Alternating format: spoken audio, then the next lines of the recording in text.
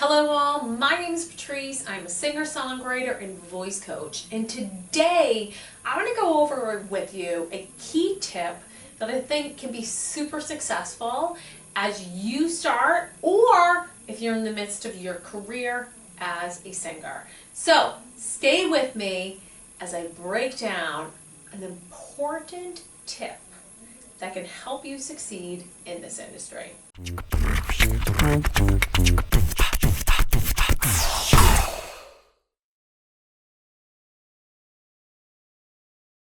Alright all, in the past weeks I've been sharing different tips that I have found from my 10 years of owning a studio and working with artists.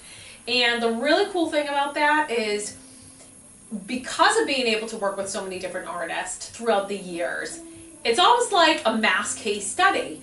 In a good kind of way, because I've seen so many singers run into the same problems, the same obstacles, the same things that we want to run into, right? So in doing so, I'm thrilled to share with you some of these things that I think can help to I don't know if it would be straight shoot, maybe troubleshoot? Troubleshoot, if you're having problems with something, maybe help you out there a little bit. But today I want to talk about the idea that you can't please everyone, right? And this is something I've seen with a lot of artists when they're starting, right? There's this idea of, okay, great, I want to have success in this industry. I want to be able to develop and build a fan base. And I remember having a discussion going back where it was an artist and I said, okay, great, like, well, who's your fan base? And they were like, everyone. I want to be like Taylor Swift and have everyone like me. And FYI, not everyone likes Taylor Swift. You know, it's art. It's open to opinion. So, but I think we can kind of look at that she's kind of built a brand where there's all kinds of walks of life that enjoy her music. And you're seeing young, you're seeing old, and she's kind of developed into that. So it can have this idea that like everyone, right? Oh, this broad group.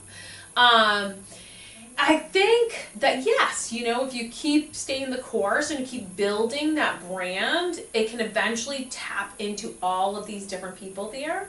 But when starting, as a little side note and a little tip here, I'd really start to identify like who are your fans, right? Because at the end of the day, not everyone's gonna like your music, right? I think people can respect great art, but again, it's all opinion based. So like even great artists that I see as great artists, technically, people be like, I don't like them. And I'm like, oh, how do you not like them?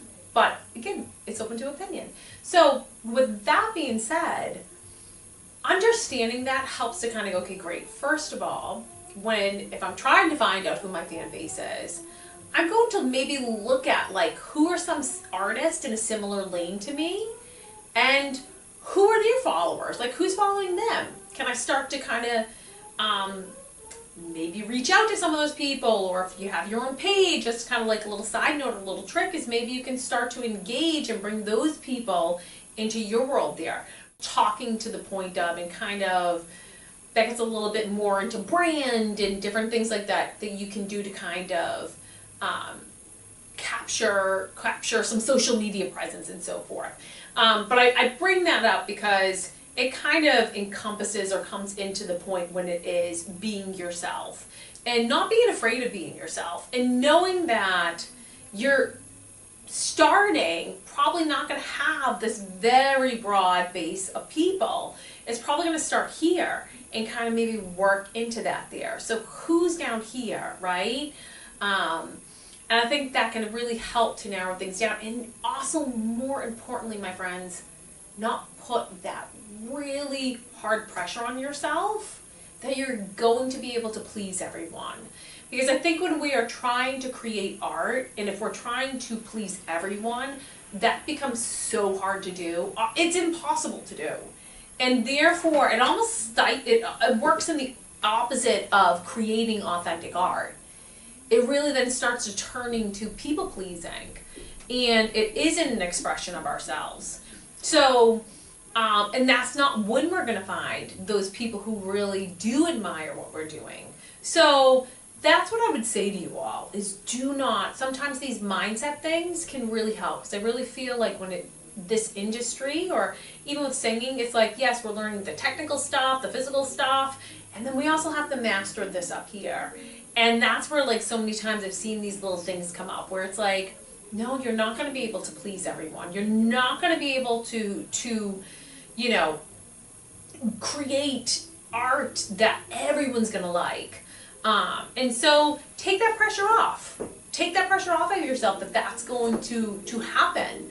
And create authentically from yourself and what is right for you.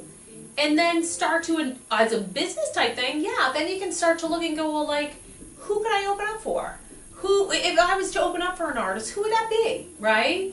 Sometimes you'll say that with like tours, they'll bring artists that are similar, right? And therefore it's like, it makes sense for the whole of the show, right? So if I can kind of identify that, then I'm like, okay, great. Here is where possibly some of my audience is. And I can start to kind of engage within that realm and build that brand from there. And so it's a win-win where it's like, I'm not trying to please everyone.